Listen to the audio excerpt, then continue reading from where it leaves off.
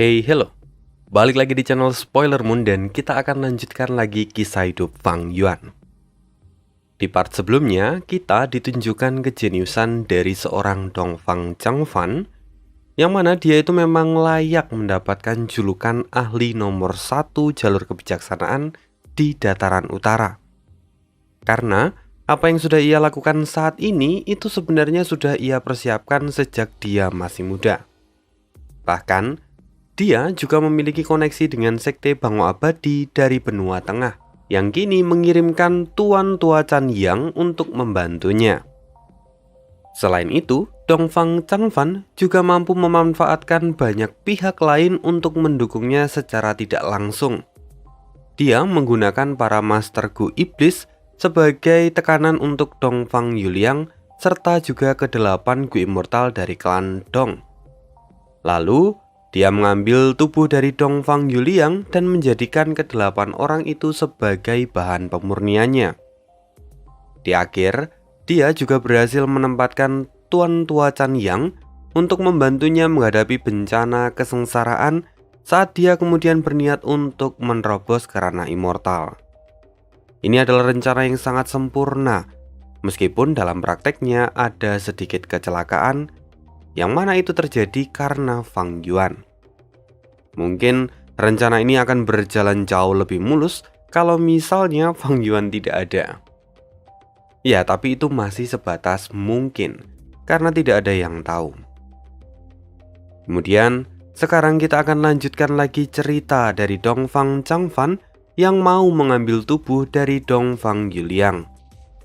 Serta kita akan cari tahu manfaat apa yang kemudian bisa didapatkan oleh Fang Yuan dalam situasi ini.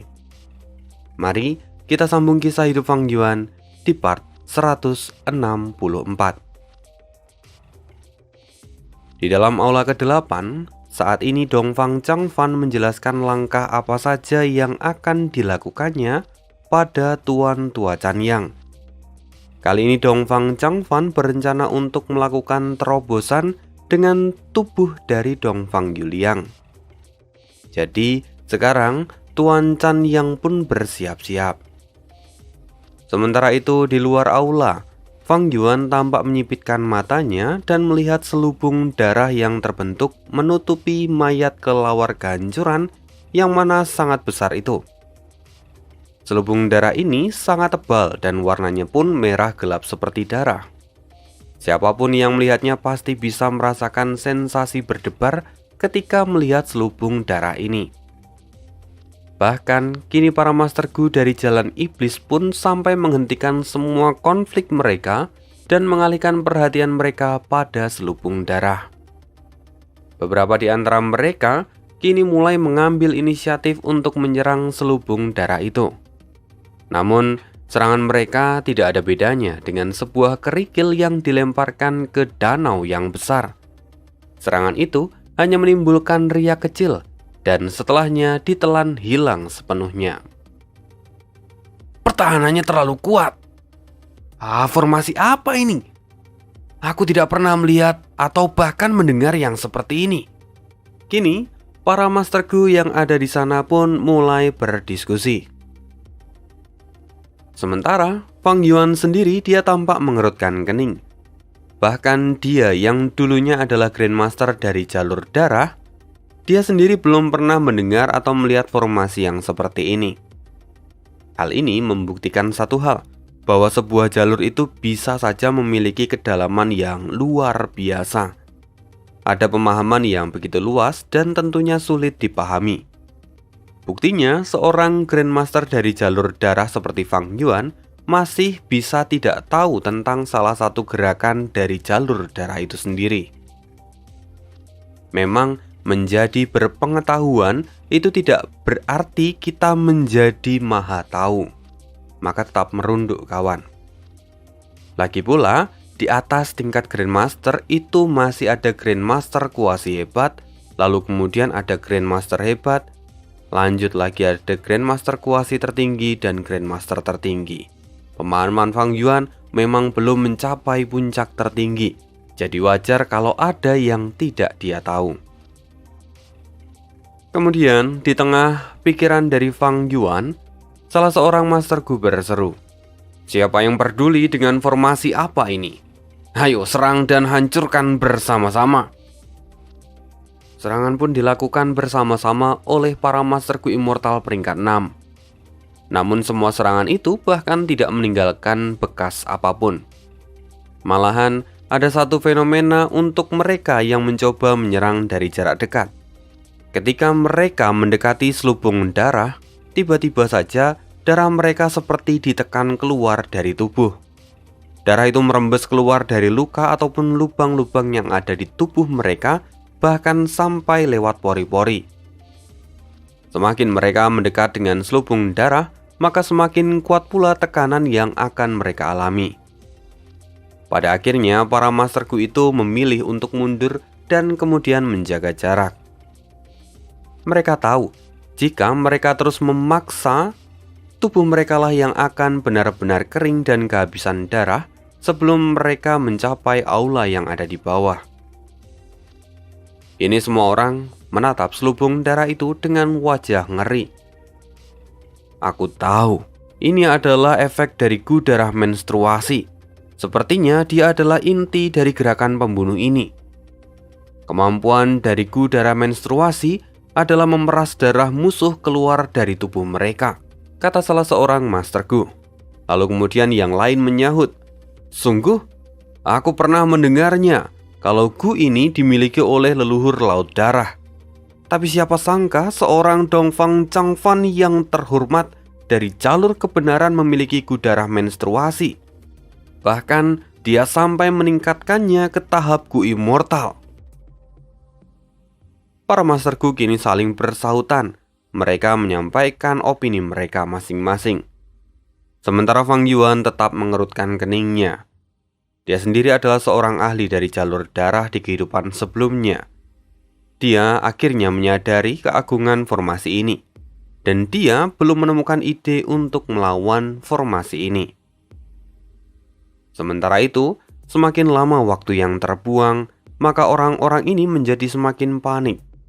Mereka tahu kalau semakin lama mereka membuang-buang waktu, maka Dongfang Yuliang akan semakin dekat dengan warisan milik Dongfang Changfan. Tentu mereka tidak menginginkan hal itu. Rencana Dongfang Changfan adalah mengulur waktu sebanyak mungkin untuk memberi kesempatan pada pewarisnya. Kita tidak bisa duduk diam di sini. Maka ayo, bersama aku cendekiawan tak terkekang, kita hancurkan formasi ini.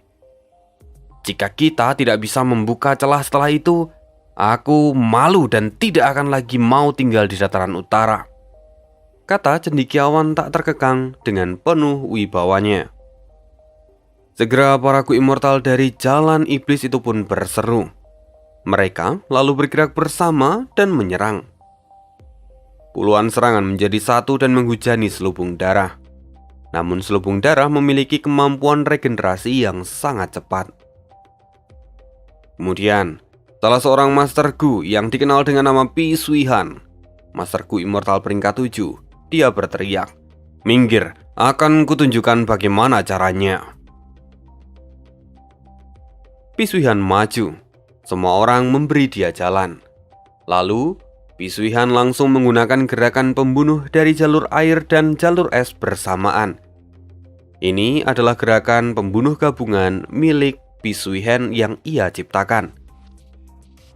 Gerakan pembunuh itu diberi nama Gletser Banjir. Segera gelombang air dengan bongkahan-bongkahan es menyatu. Dia bergerak seperti seekor naga. Naga itu pun lalu menyerang selubung darah dan berbenturan dengan keras. Serangan itu memang sangat besar, hingga membuat banyak orang merasakan dingin setelahnya. Kemudian di dalam aula, jiwa Dongfang Changfan pun tidak bisa bersantai lagi. Dia kini fokus meningkatkan kekuatan pertahanan secara maksimal. Benturan dari naga es dengan selubung darah masih terus berlanjut. Sampai beberapa bagian dari selubung darah itu mulai menunjukkan kerusakan. Sayangnya, sebelum selubung darah itu benar-benar hancur, naga es itu yang lebih dahulu hancur.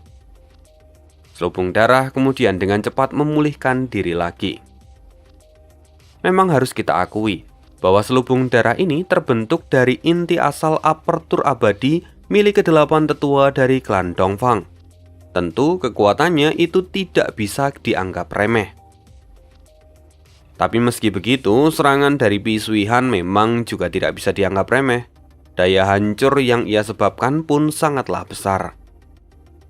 Saat ini Pisuihan tampak kesal dan menggertakkan gigi. Setelah melihat gerakan pembunuhnya digagalkan. Lalu Fang Yuan sendiri kini tampak bergumam. Bahkan jika aku menggunakan ke-8 tangan raksasaku untuk menghentikan serangan Pisuihan, aku masih tidak akan mampu. Fang Yuan sendiri menilai bahwa serangan Pisuihan itu sangatlah hebat. Dan ini memang kekuatan sejati dari seorang veteran di peringkat 7. Kalau dibandingkan dengan Fang Yuan, maka jelas Fang Yuan masih tertinggal dari Pisuihan. Satu-satunya alasan mengapa Fang Yuan sebelumnya disegani dan dianggap tinggi oleh orang-orang itu adalah karena kesombongan yang ia miliki. Seolah dia masih menyembunyikan banyak kartu truf. Karena hal itu, Fang Yuan dapat menahan Pisuihan dan cendekiawan tak terkekang sebelumnya.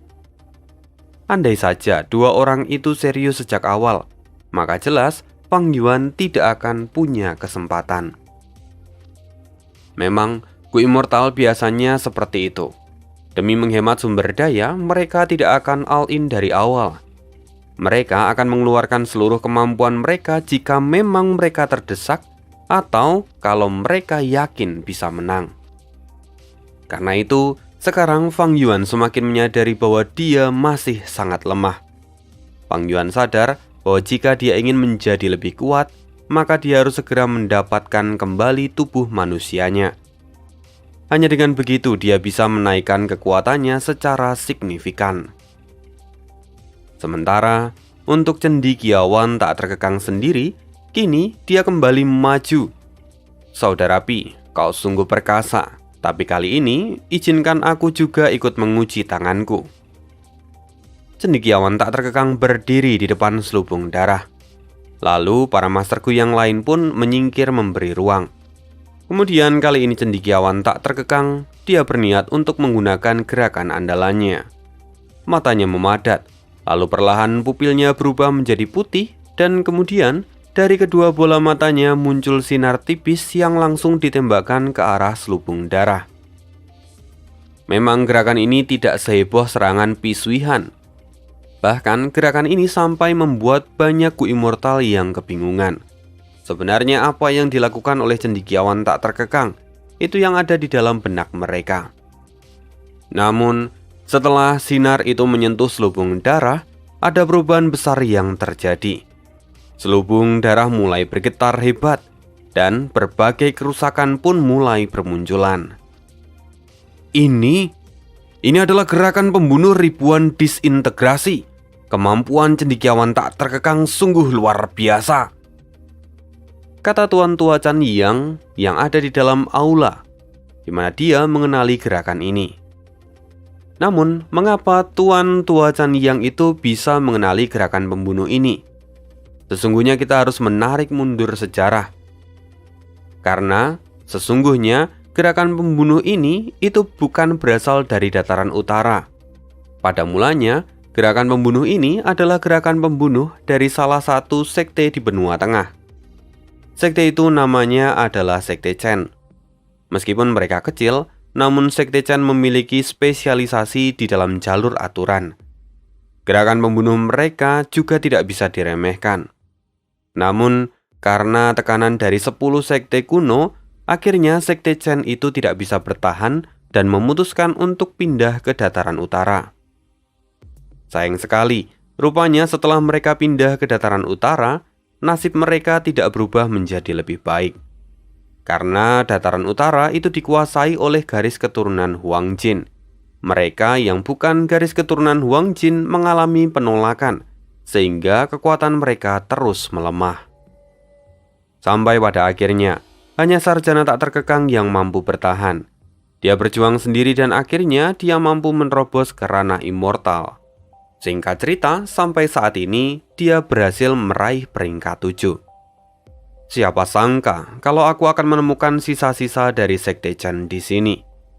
Namun yang lebih penting, gerakan pembunuh ini memanglah kuat. Kemampuannya dapat menguraikan serangan ataupun pertahanan musuh. Sehingga pihak lawan tentu akan mengalami banyak kerugian.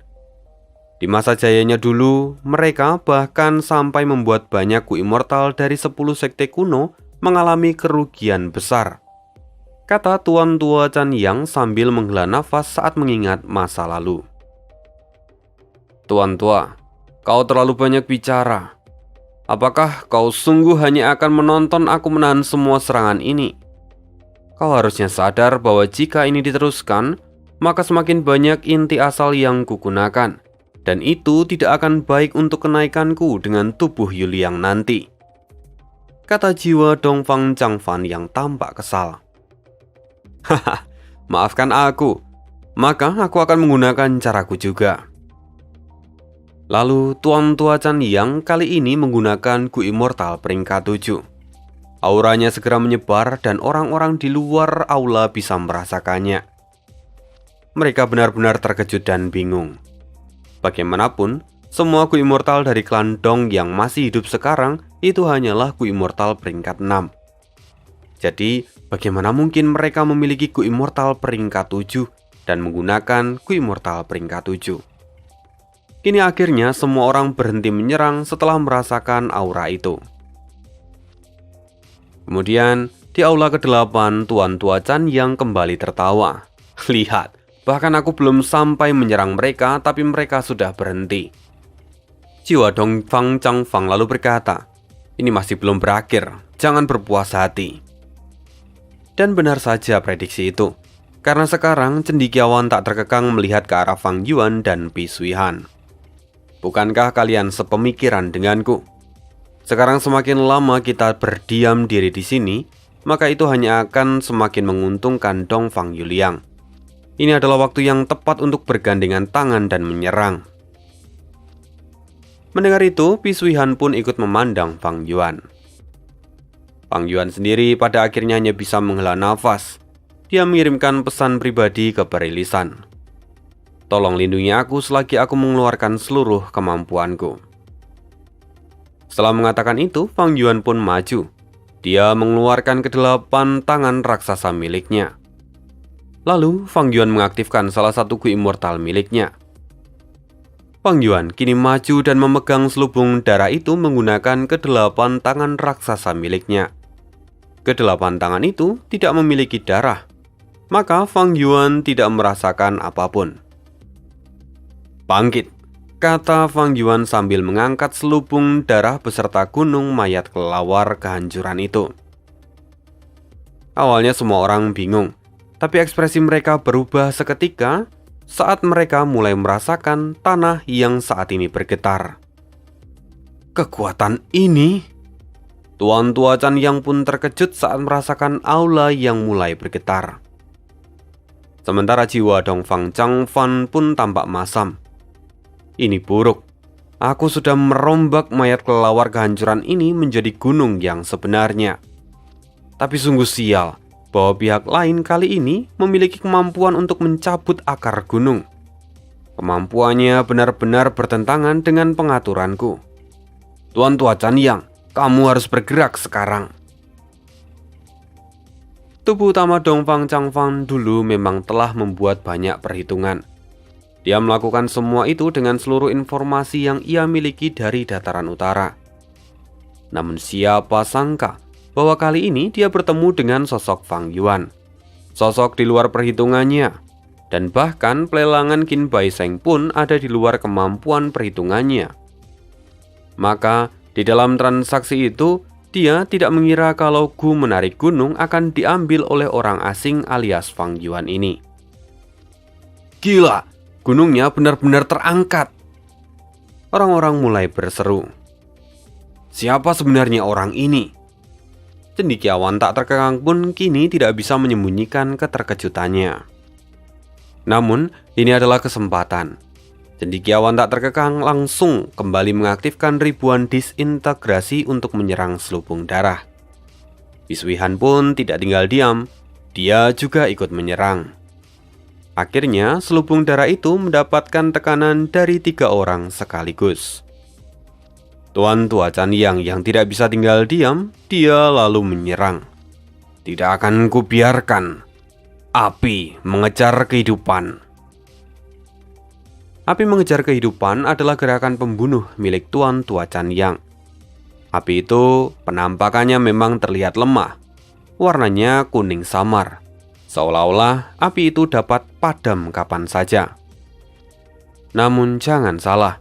Ini adalah salah satu teknik paling menakutkan milik Tuan Tua Chanyang. Bahkan di masa lalu, di benua tengah keberadaan api ini sudah menjadi momok bagi banyak orang.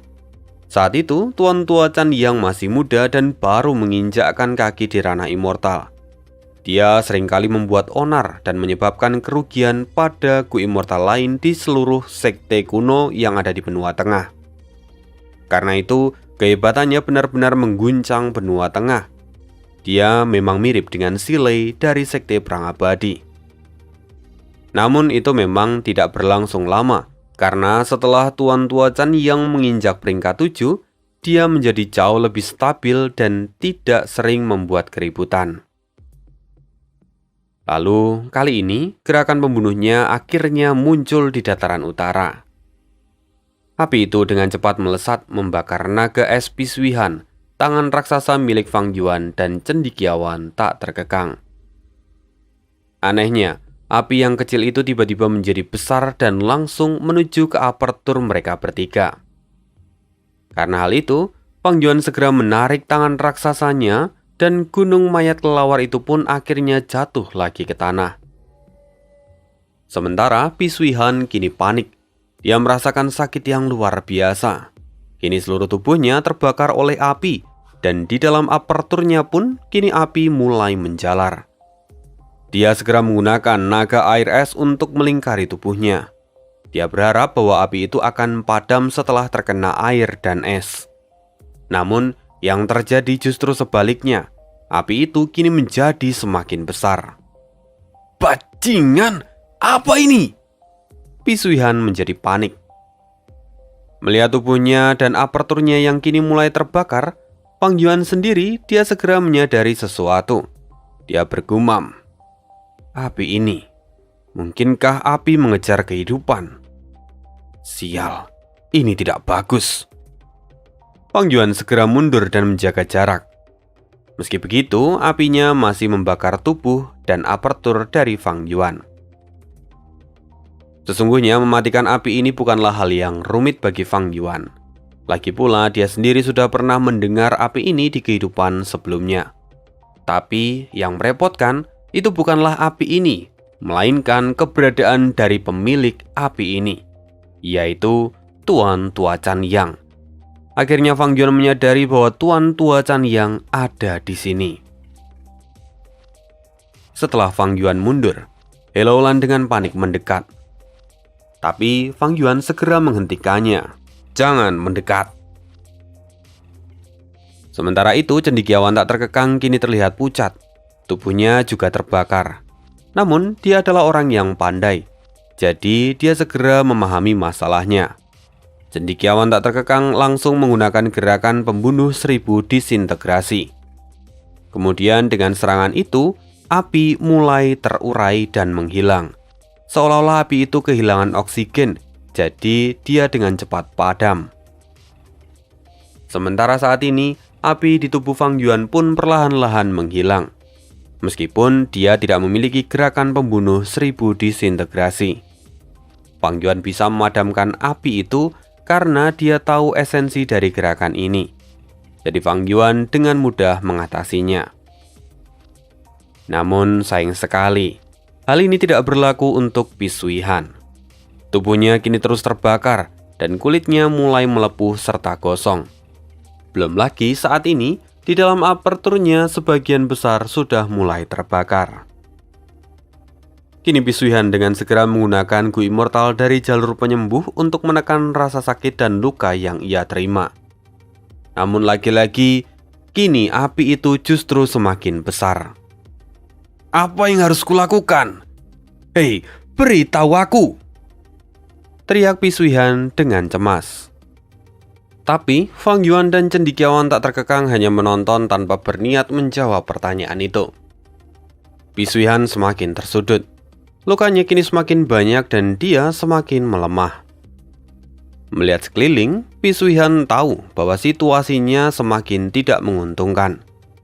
Akhirnya, dia menggertakkan gigi dan kemudian melesat menjauh seperti meteor. Sementara, sekarang banyak Gu Immortal dari jalur iblis yang melihatnya. Perlahan sebagian dari mereka tersenyum dan kemudian diam-diam mereka meninggalkan tempat itu dan membuntuti Pisuihan. Kita harus sadari bahwa Pisuihan adalah seorang Gu Immortal peringkat 7. Kalau sampai dia mati, tentu ada banyak barang jarahan yang bisa diambil. Karena itu, sekarang banyak Gu Immortal dari jalan iblis yang kini memilih untuk pergi dan mengikuti Pisuihan. Sementara, di aula ke-8, Tuan Tua Chan yang tertawa. "Bagaimana? Kau melihatnya kan?" Memang sungguh layak disebut sebagai api pengejar kehidupan. Api ini memiliki kemampuan untuk melacak aura kehidupan dari pengguna gerakan pembunuh, di mana biasanya Master Gu akan meletakkan Gu mereka di dalam apertur, sehingga api ini pun akan membakar apertur mereka. Belum lagi kemampuan untuk membakar kehidupan itu membuat api ini menjadi semakin mengerikan. Normalnya, tidak akan mudah untuk bisa melepaskan diri dari api ini. Hanya gerakan khusus seperti ribuan disintegrasi yang bisa memadamkannya. Atau mereka harus memotong bagian yang telah terbakar. Kalau tidak, maka api itu akan terus menyala sampai akhir. Sayang sekali, Pisuihan tidak memikirkan hal ini dan malah memilih untuk menyembuhkan lukanya serta meningkatkan energi kehidupan yang menjadi bahan bakar dari api ini. Sungguh malang nasibnya, kata jiwa Dongfang Changfan sambil memuji Tuan Tua Chan Yang. Sementara itu, di luar Fang Yuan tampak serius. Dia tidak menyangka bahwa Tuan Tua Chan Yang sungguh ada di dataran utara saat ini. Meskipun sebelumnya dia memang sudah pernah mendengar kalau orang-orang dari 10 sekte kuno itu kini sudah mulai bergerak. Mereka mencari jejak kebenaran dari runtuhnya gedung 88 Yang. Namun, mengapa salah satu dari mereka ada di sini? Mengapa salah satu dari mereka ikut campur dalam warisan Dongfang Changfan? Semua itu menjadi pertanyaan di dalam pikiran Fang Yuan dan membuat dia kini tampak kebingungan. "Ini buruk," gumam Fang Yuan. "Alasan aku dapat memadamkan api itu karena aku telah mengetahui detail dari gerakan pembunuh ini. Jadi aku dapat mengambil keputusan dengan cepat dan tepat. Terlebih dengan tubuh zombiku, tidak banyak kekuatan kehidupan yang tersimpan di dalam tubuhku. Jadi, aku memang bisa memadamkan api itu. Namun jika begini, Tuan Tua Chan yang bisa mulai mencurigaiku. Apalagi, mereka sebelumnya sedang mencari sosok Sahuang, sosok penyamaranku." Fang Yuan kini tampak bergumam dan berpikir keras. Jika Tuan Tua Chan yang menarik kesimpulan setelah melihat apa yang baru saja terjadi, setidaknya Tuan Tua Chan yang bisa berpikir kalau Fang Yuan yang mengenakan jubah hitam saat itu adalah Sahuang, sosok yang sedang mereka cari-cari. Jika itu memang sampai terjadi, maka situasi Fang Yuan bisa menjadi semakin berbahaya. Karena itu, sekarang Fang Yuan dihadapkan pada situasi yang sulit. Di satu sisi, warisan lengkap dari jalur kebijaksanaan itu sangat penting dan menggiurkan. Namun di sisi lain, jika harus mempertaruhkan identitas aslinya, maka ini sama sekali tidak sepadan. Fang Yuan akhirnya memutuskan untuk menepi terlebih dahulu dan mengamati situasinya dari jauh. Sementara, cendekiawan tak terkekang kini melihat perubahan sikap dari Fang Yuan pun menjadi ragu-ragu. Kali ini, dia juga memilih untuk menjaga jarak. Bagaimanapun, sosok Fang Yuan di mata cendekiawan tak terkekang saat ini adalah sosok yang besar. Apalagi setelah melihat bahwa Fang Yuan dapat memadamkan api itu dengan mudah, serta mengangkat gunung mayat kelelawar itu. Ini bukanlah hal yang biasa. Bahkan dirinya sendiri harus menggunakan ribuan disintegrasi untuk memadamkan api yang membakar tubuhnya. Sekarang cendekiawan tak terkekang memilih untuk menunggu Fang Yuan mengambil tindakan. Jika Fang Yuan mundur, maka otomatis dia akan berpikir kalau situasinya itu tidak aman. Sementara itu sekarang, jiwa Dongfang Changfan merasakan bahwa serangan dari orang-orang di luar sudah berhenti. Karena itu, sekarang adalah waktu yang tepat. Akhirnya saatnya tiba. Aku akan mengalami kelahiran kembali. Jadi Tuan Tua Chanyang, sekarang adalah waktu yang penting untukku. Karena itu, aku akan merepotkanmu untuk menjaga tubuhku, kata jiwa Dongfang Changfan. Kemudian Tuan Tua Chanyang sendiri tidak bergerak.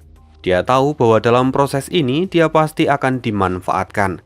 Tapi meski begitu, dia tidak bisa mengabaikannya. Lagi pula ini adalah tugas dari sekte. Maka dia hanya bisa bersiap-siap. Kemudian di depannya, kini energi darah tiba-tiba melonjak dan berubah menjadi sebuah pusaran. Lalu muncullah pilar darah besar tepat di atas kepala Dongfang Yuliang. Kemudian, kedelapan inti asal dari para tetua klan Dongfang kini mulai mengalir masuk ke dalam tubuh Dongfang Yuliang bersamaan dengan pilar darah yang perlahan-lahan menyusut. Energi di dalam tubuh Dongfang Yuliang kini terus meningkat. Tapi di sisi lain, selubung darah itu kini menjadi lebih tipis dan melemah. Melihat selubung darah yang menjadi semakin lemah, para Gu Immortal peringkat 6 yang ada di luar kini tampak berseru. Mereka kegirangan, lalu berniat untuk menyerang bersamaan. Kini, mereka semua melepaskan serangan ke arah selubung darah itu. Tuan Tua Chanyang menggertakkan gigi. Sialan! Karena dia memiliki tugas untuk melindungi Dongfang Changfan dalam proses ini, maka pada akhirnya dia tidak punya pilihan lain.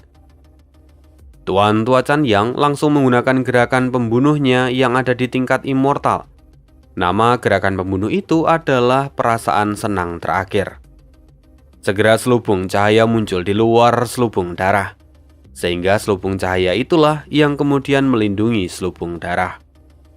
Akhirnya, serangan-serangan berikutnya tertahan oleh selubung cahaya. Selubung cahaya ini memiliki karakteristik khusus. Dia memang tidak menahan sepenuhnya serangan itu, melainkan selubung cahaya ini mengurangi kemampuan atau mengurangi kekuatan dari serangan para Master Gu itu. Sehingga pada akhirnya selubung darah pun berhasil menahan serangan-serangan itu. Pada dasarnya, Tuan Tua Chanyang itu bukanlah Master Gu tipe bertahan. Jadi dia sendiri tidak memiliki gerakan pembunuh tipe bertahan yang spesial. Namun meski begitu, sejujurnya ini tidak menjadi masalah untuk Tuan Tua Chanyang. Karena kalau dia yang bertarung, dengan kemampuan dari selubung cahaya ini, dia sudah cukup untuk melemahkan serangan musuh. Jadi dia bisa menghindarinya atau bahkan menghancurkan serangan dari musuh. Di tangan Tuan Tua Chanyang, gerakan pembunuh ini sebenarnya sangat efektif. Lalu pada kasus mereka sekarang, gerakan pembunuh ini pun sebenarnya cukup efektif. Karena setidaknya setelah dilemahkan, serangan-serangan itu tidak mampu menembus selubung darah. Sementara itu, energi darah terus diserap oleh Dongfang Yuliang. Akhirnya, jiwa Dongfang Changfan pun ikut masuk melalui mulut Dongfang Yuliang. Pada akhirnya, Dongfang Changfan telah sepenuhnya mengambil alih tubuh dari Dongfang Yuliang. Setelah itu, tubuh dari Dongfang Yuliang terlihat duduk bersila. Lalu transformasi besar pun terjadi. Ini adalah momen di mana tubuh Dongfang Yuliang akan mengalami kenaikan ke ranah immortal. Dongfang Changfan, dia segera memobilisasi energi di dalam tubuh Dongfang Yuliang dan memulai penghancuran apertur tahap 1. Setelah itu, di luar aula, retakan tiba-tiba muncul di langit. Dari sana, kemudian petir tiba-tiba menyambar-nyambar. Semua orang terkejut, mereka menyadari fluktuasi energi di tempat itu. Bajingan gila mana yang mencoba naik ke ranah immortal di tempat ini? Sialan! Apakah itu artinya Dongfang Yuliang telah mendapatkan warisan dari Dongfang Changfan? Mungkinkah dia sekarang mencoba menerobos ke ranah immortal? Teriak para masterku yang mencoba membuat spekulasi. Lalu retakan kini menjadi semakin banyak dan petir terus menyambar-nyambar. Bajingan gila! Ini adalah kesengsaraan petir bintang surgawi. Apa? Betapa tidak beruntungnya Dongfang Yuliang! Teriak mereka satu persatu. Tunggu! Lalu apa bencana duniawinya?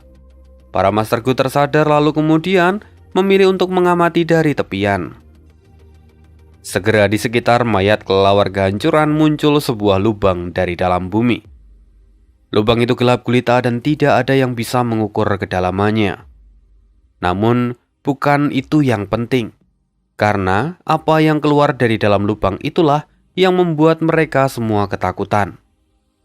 Saat ini, dari sana muncul bola petir hitam. Warnanya benar-benar hitam pekat, seolah-olah dia itu sampai menyerap cahaya. Kemudian, bola itu mulai bergerak, dan gunung mayat kelelawar kehancuran mendapatkan serangan dari bola petir hitam itu dan mengakibatkan ledakan yang terjadi berulang-ulang. Setiap kali petir menyambar, maka tumpukan daging itu akan dihancurkan berkeping-keping. Bahkan cendekiawan tak terkekang pun memilih untuk menyingkir. Kali ini dia menilai dari kejauhan. Kesengsaraan surgawinya adalah petir bintang surgawi, sementara bencana duniawinya adalah bola petir hitam. Keduanya ini adalah kombinasi yang sangat mengerikan. Mereka sering disebut bencana kesengsaraan petir kembar langit dan bumi. Bahkan, jika saat ini bencana kesengsaraan ini menyerangku, aku khawatir aku sendiri sulit untuk lolos dari bencana ini. Sementara itu, di dalam aula, Tuan Tua Chan yang benar-benar habis-habisan mempertahankan gerakan pembunuhnya untuk melindungi tempat ini. Namun kedua jenis petir ini benar-benar memberikan tekanan yang nyata. Bagaimana bisa terjadi bencana kesengsaraan petir kembar langit dan bumi? Gumam Dongfang Changfan yang kini tampak khawatir. Ini benar-benar skenario terburuk dari seluruh rencana yang ia buat. Kini, bahkan dia sendiri merasa keberuntungannya sangat buruk. Kemudian petir terus menyambar, menembus selubung cahaya. Lalu petir itu menghantam selubung darah. Bahkan, setelah dilemahkan oleh selubung cahaya pun, rupanya sambaran petir itu terlalu kuat, sampai selubung darah pun rusak parah.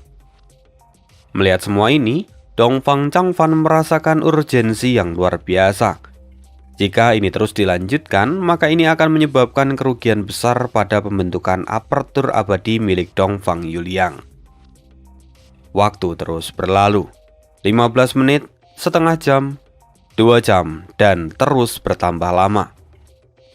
Seiring bertambahnya waktu, petir-petir itu tidak semakin melemah, malahan semakin meningkat. Bahkan, mayat kelelawar yang sebelumnya sebesar gunung, kini telah hancur berkeping-keping. Tanda dao luar angkasa yang sebelumnya sangat kaya di sana pun telah musnah. Sungguh, bencana kesengsaraan ini sangat mengerikan. Bahkan, Tuan Tua Chan yang merasa kalau dia sudah tidak kuat lagi. Dia berseru, "Bencana kesengsaraan ini ada di luar batas normal. Semua ini pasti terjadi karena kau Dongfang Changfan. Kau sudah mati tapi kau menentang takdir dan mencoba untuk naik ke ranah immortal. Tindakanmu benar-benar membuat marah surga dan bumi. Kali ini, surga dan bumi benar-benar mengirimkan bencana kesengsaraan ini padamu." Mendengar itu, ekspresi Dongfang Changfan tampak muram. Dia berseru, "Omong kosong. Sejak yang mulia iblis teratai merah menghancurkan takdir, tidak ada lagi takdir yang mengikat kehidupan makhluk hidup. Semua makhluk hidup memegang takdir dengan tangan mereka sendiri. Karena itu, aku pun merencanakan semuanya sampai sejauh ini. Takdirku ada di tanganku. Apapun yang terjadi, aku pasti akan berhasil." Setelah mengatakan itu, suara petir meledak-ledak. Namun kali ini intensitasnya menjadi sangat besar. Bahkan petir-petir itu sudah seperti hujan yang jatuh hampir bersamaan. Sementara itu, di luar, Fang Yuan dan seluruh Ku Immortal yang ada di sana memilih untuk mundur dan tidak berani mendekat. Kemudian kilatan berikutnya datang dengan kekuatan yang jauh lebih besar. Akhirnya selubung cahaya pun hancur dan selubung darah pun tidak bisa bertahan. Petir itu kini langsung menargetkan tubuh Dongfang Yuliang. Mati. Seharusnya Dongfang Yuliang mati. Dia benar-benar tersambar petir sekuat itu. Namun sesuatu yang mengejutkan terjadi. Tubuh Dongfang Yuliang dilapisi cahaya hijau berpendar. Lalu dari dalam diri Dongfang Yuliang, yaitu Dongfang Changfan, kini berseru, "Surga terkutuk! Kau benar-benar ingin aku mati?" "Tidak akan. Aku menolak untuk mati." Segera formasi hantu memancarkan cahaya terang ke segala arah. Sinar itu kini menerpa para Ku Immortal dari jalan iblis. Sinar ini sungguh dipenuhi oleh kekuatan jiwa. Bahkan mereka yang jiwanya lemah sampai bergetar, dan bahkan yang tidak beruntung sampai kehilangan kesadaran dan jatuh ke tanah. Langit dan bumi bergetar, seakan dunia hendak runtuh. Para Ku Immortal yang ada di sana pun menjadi panik dan kemudian memilih mundur hingga beberapa kilometer. Baru setelah semua guncangan itu berakhir, mereka perlahan kembali ke titik awal. Cahaya kini sudah lenyap dan seluruh mayat kelelawar serta ilusi aula telah hancur total. Kali ini di sana hanya terlihat seorang pemuda yang berdiri melayang di langit. Sosok itu tidak lain adalah Dongfang Yuliang. Dongfang Changfan rupanya telah berhasil. Dia menerobos ke ranah immortal dengan tubuh dari Dongfang Yuliang. Sementara Tuan Tua Chan yang dia sebelumnya mengambil kesempatan saat semua orang mundur untuk menyembunyikan diri di tengah hutan.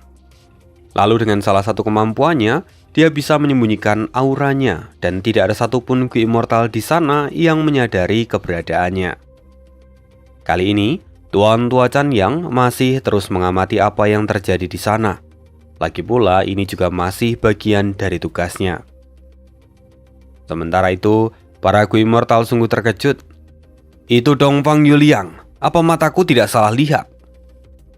Sungguh itu benar, dia melangkah ke ranah immortal. Artinya bencana kesengsaraan tadi disebabkan olehnya. Apa? Itu sungguh gila. Apa artinya kali ini dia telah menerima warisan lengkap dari Dongfang Changfan? Para masterku saling berdiskusi. Kemudian di tengah perbincangan mereka, Dongfang Yuliang alias si Dongfang Changfan dia berkata, "Kalian datang dan ingin merebut warisan tuanku.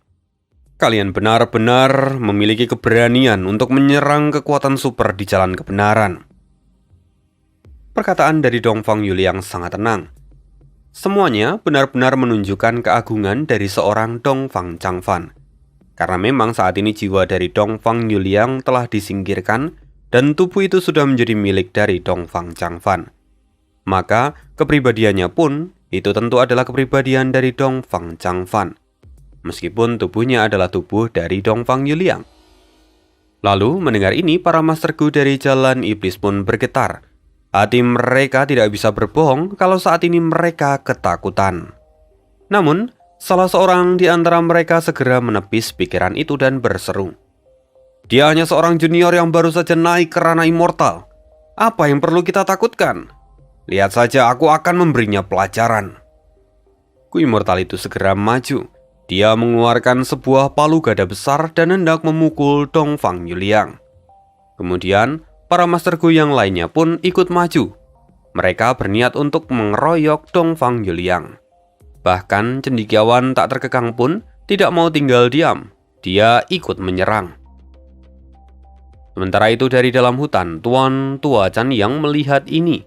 Dia kemudian mengirimkan sebuah pesan pada Dongfang Changfan. "Sepertinya kau akan kesulitan. Apakah aku harus membantumu?" "Tidak perlu. Aku akan mengatasi mereka sendiri," kata Dongfang Changfan. Ekspresi dari Dongfang Yuliang kini tetap tenang. Dia menatap mereka semua dan berkata, Kalian bahkan tidak tahu posisi kalian. Lalu Dongfang Yuliang langsung mengaktifkan beberapa gu dan menjadi gerakan pembunuh segudang kunang-kunang bintang. Gerakan ini adalah gerakan pembunuh milik Dongfang Changfan. Dan disclaimer dulu bahwa Dongfang Changfan itu terkenal tidak hanya karena dia mengembangkan jalur kebijaksanaan dan menjadi nomor 1 dari jalur kebijaksanaan di dataran utara. Namun, dia juga terkenal karena kekuatan tempurnya yang tidak biasa. Sebagai pemimpin dari klan Dongfang, dia memiliki kewajiban untuk melindungi klan Dongfang. Contohnya, salah satu kekuatan dari Dongfang Changfan ini adalah gerakan pembunuh yang ia gunakan sekarang. Bahkan dulu Pi Suihan dan cendekiawan tak terkekang pun kesulitan menghadapi gerakan pembunuh ini. Lalu sekarang para Master Gu itu berhadapan dengan segudang kunang-kunang bintang. Pada dasarnya, seekor kunang-kunang bintang itu cukup lemah dan mudah disingkirkan. Namun berbeda cerita jika jumlahnya sangat banyak. Pada akhirnya para Gu immortal yang ada di sana pun mulai menelan pil pahit. Sementara itu Helloulan, Fang Yuan dan Perilisan masih melihat dari kejauhan. "Apa kita tidak akan bergabung?" tanya Helloulan. "Tunggu sebentar, situasinya sungguh tidak tepat sekarang," kata Fang Yuan menghentikan mereka. Dan kemudian langit tiba-tiba berubah menjadi gelap. Lalu dari sana muncul kunang-kunang bintang yang tak terhitung jumlahnya. Mereka semua kini bergerak bersamaan seperti hujan bintang jatuh. Ekspresi dari cendekiawan tak terkekang pun tampak pucat sekarang. Dia pernah melawan Dongfang Changfan sebelumnya, dan gerakan ini bahkan jauh lebih kuat daripada apa yang ada di ingatannya. Artinya gerakan pembunuh ini jauh lebih kuat daripada ketika cendekiawan tak terkekang itu melawan Dongfang Changfan di masa lalu. Kali ini, cendekiawan tak terkekang menggertakkan gigi. Bagaimana bisa? Ini tidak masuk akal. Bagaimanapun Dongfang Yuliang baru naik ke ranah immortal. Sedangkan dia seharusnya tidak bisa mengendalikan begitu banyak gu sekaligus. Seolah-olah dia telah melatih gerakan ini puluhan ribu kali. Cendekiawan tak terkekang tidak bisa memahami apa yang terjadi di depan matanya. Sementara para gu immortal di sekitarnya kini tampak jauh lebih menyedihkan. Bintik kunang-kunang cahaya bintang menyerang mereka dari segala arah. Meski mereka tidak terlalu kuat, namun jika jumlahnya sebanyak ini, tentu itu akan menjadi masalah yang merepotkan. Belum lagi, di dalam bintik cahaya bintang itu membawa pemikiran bintang, di mana ini adalah bagian yang paling berbahaya. Kalau sampai pemikiran bintang itu berhasil menyelinap ke otak dari para Master Gu itu, maka Dongfang Changfan dapat dengan mudah mengendalikan pikiran mereka. Benar saja, apa yang baru saja kita bicarakan saat ini sungguh terjadi, bahwa salah seorang Master Gu di sana sudah melesatkan sebuah serangan ke arah Master Gu yang lain. Ini gawat, pikir cendekiawan tak terkekang. Bagaimanapun dia tahu bahwa itu bukanlah serangan yang meleset, melainkan serangan yang terjadi setelah Dongfang Changfan memanipulasi pikiran dari Master Gu itu. Cendekiawan tak terkekang menggertakkan gigi. Apa yang harus dia lakukan sekarang? Apakah dia harus lari? Namun, jika dia melarikan diri, maka akan ditaruh mana harga dirinya? Bayangkan, cendekiawan tak terkekang adalah seorang gu immortal peringkat 7 dari jalan iblis. Melarikan diri di saat menghadapi seorang gu immortal peringkat 6 yang baru saja naik, tentu itu adalah sesuatu yang sangat memalukan. Akhirnya, setelah menggertakkan gigi, cendekiawan tak terkekang pun berseru, "Lawan! Musuh hanya seorang, siapapun yang takut boleh pergi." Mendengar ini, semua Master Gu immortal akhirnya membulatkan tekad. Mereka kini menyerang Dongfang Changfan bersamaan. "Majulah," kata Dongfang Changfan dengan tenang. Akhirnya pertarungan pun tidak terhindarkan dan semakin lama semakin intens. Meskipun Dongfang Changfan hanya seorang diri, tapi dengan gerakan pembunuhnya, dia bisa memanipulasi pikiran dari para Master Gu immortal lain untuk menyerang sesamanya.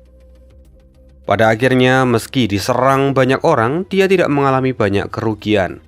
Sementara di sisi lain, justru para Master Gu immortal dari jalan iblis itu harus menelan pil pahit. Sementara saat ini Fang Yuan dan dua orang lainnya masih terus mengamati dari kejauhan. Mereka bahkan tidak menggerakkan satu jari pun. Hal ini jujur membuat orang yang saat ini sedang bersembunyi di dalam hutan mulai gusar.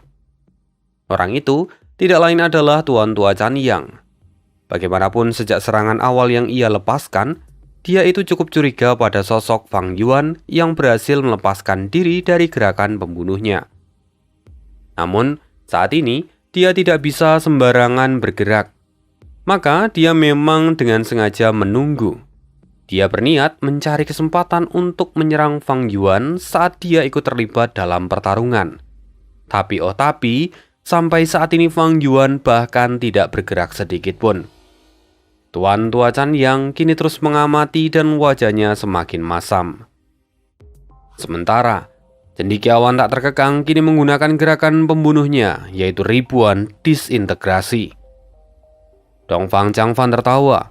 Dia tidak asing dengan gerakan membunuh dari cendekiawan tak terkekang. Dia dengan santai menghindari serangan itu. Namun, tiba-tiba, Dongfang Changfan kehilangan kendali dari tubuh Dongfang Yuliang. Bahkan Dongfang Yuliang berkata, "Bajingan tua, aku akan menjatuhkanmu bersamaku." Lalu setelah itu banyak lagi suara-suara yang lain yang diucapkan oleh Dongfang Yuliang. Kemudian, Dongfang Yuliang yang sebelumnya telah menghindari serangan dari cendekiawan tak terkekang pun kini justru menerima serangan itu tepat di kepalanya. Serangan itu langsung menembus tengkorak kepala dari Dongfang Yuliang. Namun untungnya serangan itu belum sampai mengenai otak bagian dalam dari Dongfang Yuliang. Jadi saat ini dia masih bisa selamat meskipun terluka parah. Melihat ini tentu semua orang menjadi sangat terkejut. Mereka sadar ada yang salah di sini. Namun cendekiawan tak terkekang tidak membuang waktu lagi, dia lalu menyerang. Mata jiwa Dongfang Changfan memadat. Dia saat ini masih kehilangan kendali dari tubuh Dongfang Yuliang. Tubuh dari Dongfang Yuliang masih diambil alih oleh kemarahan dari para tetua klan Dongfang. Sampai akhirnya serangan itu kembali menargetkan kepala dari Dongfang Yuliang. Namun sebelum sinar itu mengenai kepala Dongfang Yuliang, tiba-tiba api melonjak di depan Dongfang Yuliang dan menghalau ribuan disintegrasi. Kemudian Tuan Chan Yang segera menarik tubuh dari Dongfang Yuliang. Akhirnya kini Tuan Chan Yang menunjukkan dirinya di depan semua orang. Lalu dengan segera, dia mengaktifkan Gu penyembuh untuk memulihkan luka di kepala Dongfang Yuliang. Apa yang sebenarnya terjadi? Tanya Tuan Tua Chan Yang.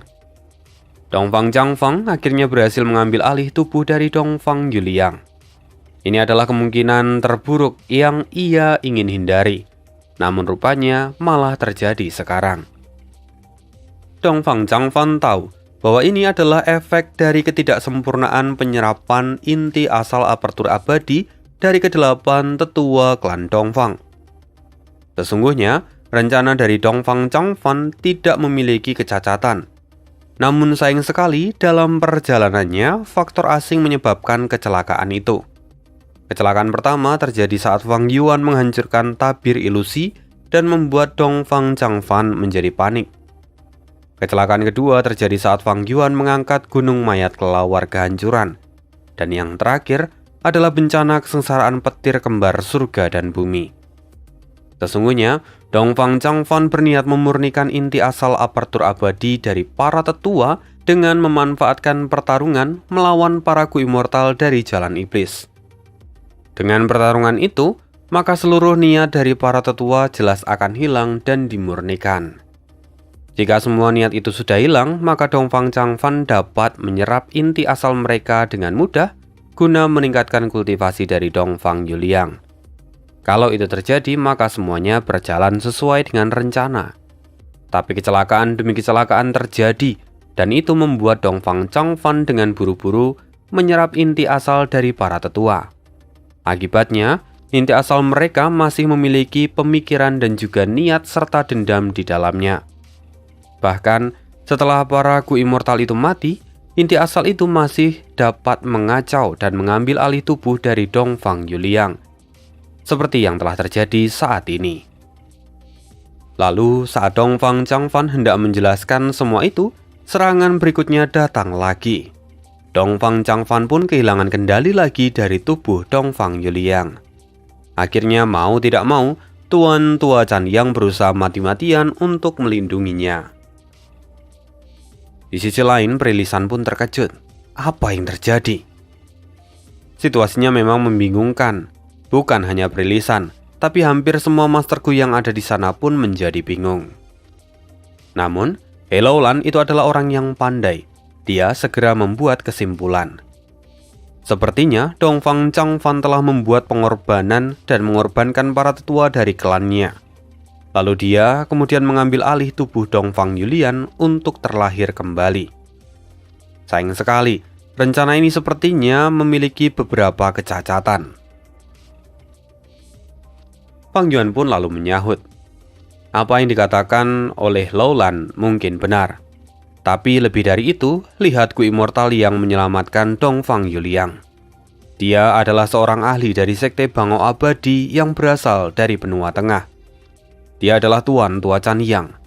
Kalian harusnya masih ingat, pada pertarungan sebelumnya tubuhku terbakar oleh api. Sesungguhnya aku sudah curiga dari awal kalau dia terlibat dalam masalah ini. Apa? Ini akan merepotkan, kata He Laolan merespon semua itu. Lantas apa yang harus kita lakukan sekarang? Apakah kita harus bergabung juga dan menyerang? Jika dia mendapatkan petunjuk tentangmu, maka kita tidak bisa membiarkan dia hidup, kata Perilisan. Tidak, kita tidak akan gegabah dan menyerangnya. Lagi pula dia pasti hanya memiliki beberapa keraguan yang masih harus dipastikan. Jadi lebih baik kita tidak menyerang mereka saat ini. Lagi pula, dia tidak akan bisa menebak identitasku yang berasal dari benua tengah. Selain itu, pertarungan ini sepertinya masih akan berlangsung lama. Jadi, ayo kita ambil peluang yang lain, kata Fang Yuan. Peluang lain? Apa maksudmu? Apakah kita akan mundur sekarang? Tanya He Laolan yang kurang setuju. Dia sendiri masih yakin bahwa kalau mereka maju sekarang, mereka masih memiliki peluang untuk mendapatkan kemenangan dan beberapa keuntungan. Namun Fang Yuan berkata, kita akan mundur saat ini untuk maju nantinya. Apa maksudmu? Fang Yuan menyeringai. Seperti yang He Laolan katakan sebelumnya, sepertinya Dongfang Changfan telah mengorbankan para tetua dari klan Dongfang. Artinya, saat ini markas dari klan Dongfang sedang kosong. Ini adalah kesempatan untuk mendapatkan beberapa harta. Mendengar itu, mata kedua orang lainnya berbinar. Itu benar. Selain itu, markas dari klan Dongfang tidak jauh dari sini. Dengan kecepatan kita, maka kita bisa sampai di sana hanya dalam 1 jam, kata Perilisan. Fang Yuan, kau memang gila. Kalau begitu ayo kita segera pergi ke sana, kata He Laolan dengan penuh semangat.